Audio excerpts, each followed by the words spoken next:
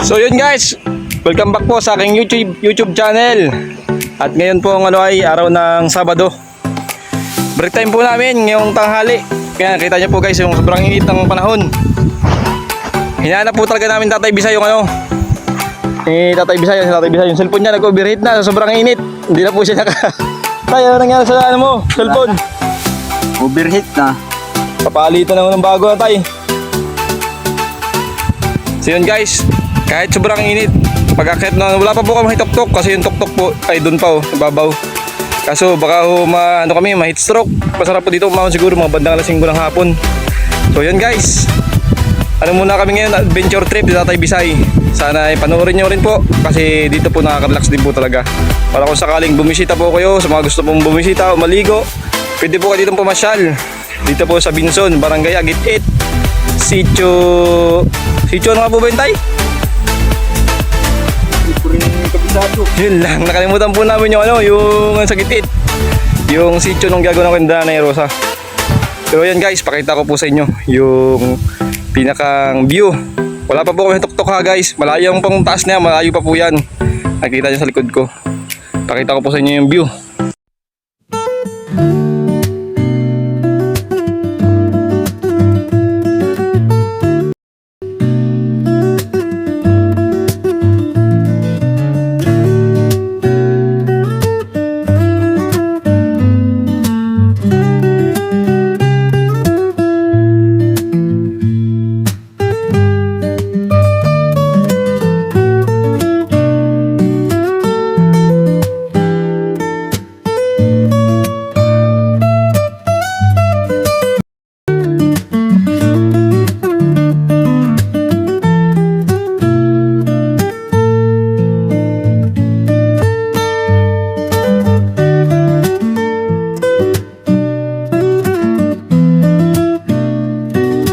Kasi yung mga pulo-pulo, grabe ang ganda. Siguro mas magandang view pag nandun kami sa tuktok. Doon po kami sa taas. Kaso sobrang init guys. Kita nyo pong balat ko, pawis-pawisan na.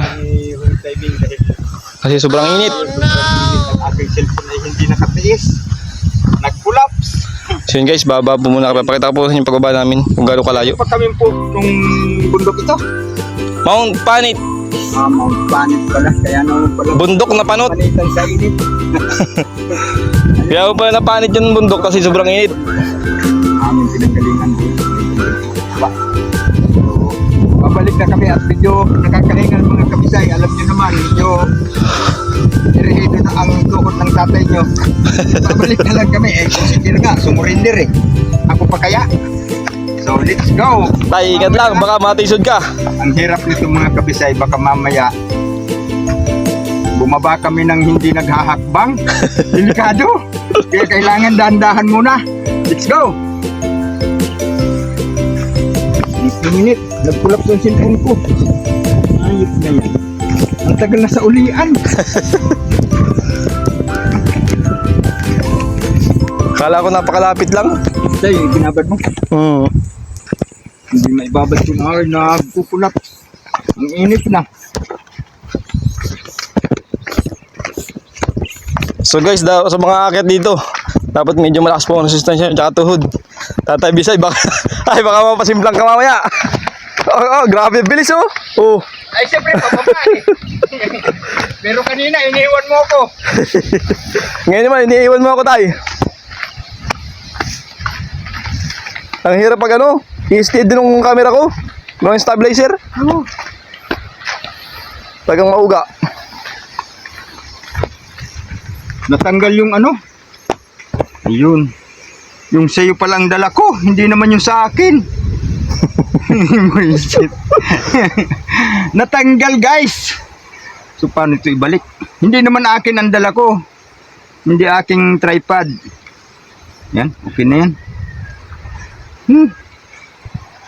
Gamitin natin yung Tinamokir. Malayo-layo po yung pupunta din tayo. Nandun pa Sana yun? Wala, ay ito pala. Doon pa kami tayo nagkuha ng isda na nalubong, yung kurbadahan na yun. Uy, ang layo pa pala. Nung nalubong kami. Paano to? Hindi ko na makita yung niya. Ayun pala. Ayan. Balik ta rin natin. Yung vlog natin, sabay tayo, mag-upload tayo. Oo.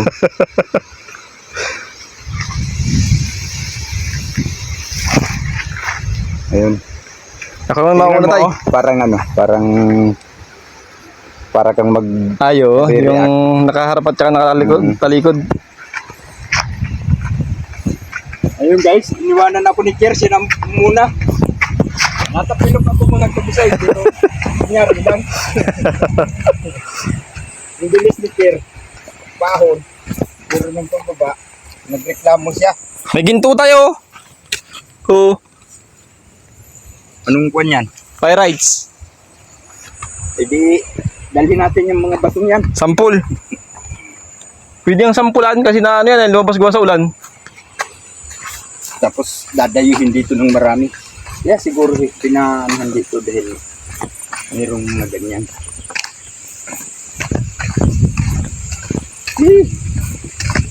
Pinagpawisan ako guys.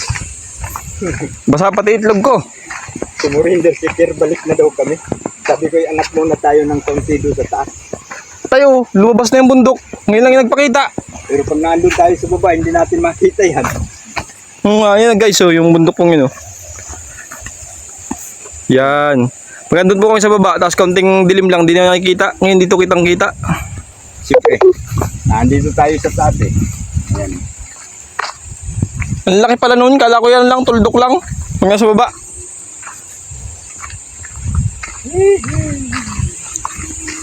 Hindi, ana.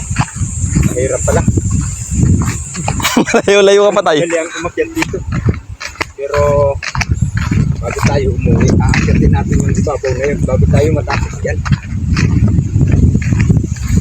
Maganda rito tayo mga hapon. Wala na. Nag-overheat na naman yung cellphone ko. Namatay? Nag-overheat na naman. Ang sakit ng lulod ko. Nung paakyat din hindi, ngayon pa baba, masakit. Upload ko ito mamayang hapon.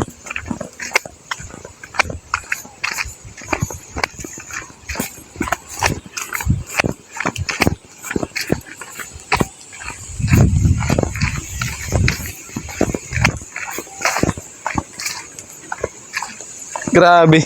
Ang haba ng kainitan. Yun guys, patapos na yung aming kainitan. Oh. Ang tagal po namin bago makababa. Ang haba ng init, kaya sabi ko wala tayo bihay, baka kami mag-collapse. Pero ito na lang, isang baba na lang po ito ng ano. Yan guys, oh. Pagbaba naman dyan po, kakahuyan na yan dyan. Ang kaya po pala tatawag na Mount Panit ay sobrang lawak na lang na panot. Sa amin sa Tagalog, panot, ang panit. Palit na. Sabi ko lang po ay panit. Yung panit po yung karamihan sa ano. Bunbuna, ano, sa ulo ng ganito, yung kakalpapanit na, mapanot.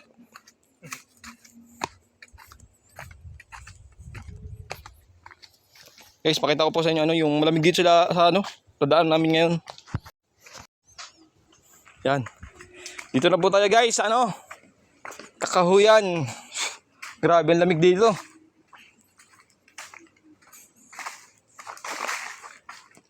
Baka sa sunod, mangilo ko dito ng buko. Yot, dulas. Grabe yung pagod. Siguro mga lang naman ito akyatin, mga 30 minutes. Hanggang doon na po yung tuktok. Grabe ang ganda ng bunga. Oh. Guys, sa inyo po, ano pong ano yan? Anong tawag dyan? Yan oh. Tapos sa baba kulay pula. Green pag hihilaw pa. Tapos nagiging pula pag, ay yung bulaklak pa lang pula. Tapos green yung gano'n na. So pagdating sa taas dilaw, nagmi-mix na. Tay, asan ka na tay?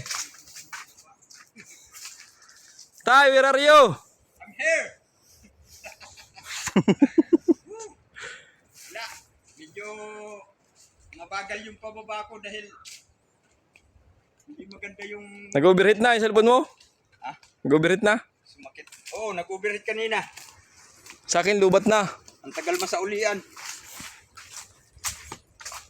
Ayan guys. Nandito na kami sa kakahuyan. Nag-overheat kanina yung cellphone ko guys. Kaya inayos ko muna. At hindi maganda yung napangpungan ko. Medyo ay konting natapakan lang ng medyo matigas. Siyempre, pirado kasi itong mga kabisay, kaya medyo ingat tayo ng konti sa paghakbang. Tay, ikaw na po mauna. Ha? Hahakbang ka po ha. Hakbang ako. Ay, yay! Hindi pala tayo tagilid dyan. Ang tarik ko. Ang tarik dito sa aming inakyatan kanina mga kabisay, ayan oh. At talagang dito pa lang ay humingal na kami. So, dahan-dahan lang, tayo Bisay, at baka mamaya Hawak ka sa ano tay, barindilya. baka nang hindi naghahakbang. Yun. At may hagda naman. Ang problema nga lang, medyo Madulas. madulas. Dahil umulan kahapon. Tamang-tama nung nagsiselebrate kami ng birthday ko bigla kaming inulan ng malakas. Siguro mga 1 oras yun. Kaya madulas pa dito. Ayan. Tay Bisay, maya. Tayo sa baba. Lalado muna ako tay. Makikipulot po. Guys, akawa tayo naman oh. Nyug. Nyug. Panggata-gata sa isda. Okay. Nag-arimaho na ng panggat. Yan guys, nakapulot tayo nyug. Ang ganda ng kalog. Ay, go. Maganda rin po ito, magandang panggata-gata sa nyug. Konting timbot na lang. Kakarawat ko kami sa medyo tagilid na daan. Yun.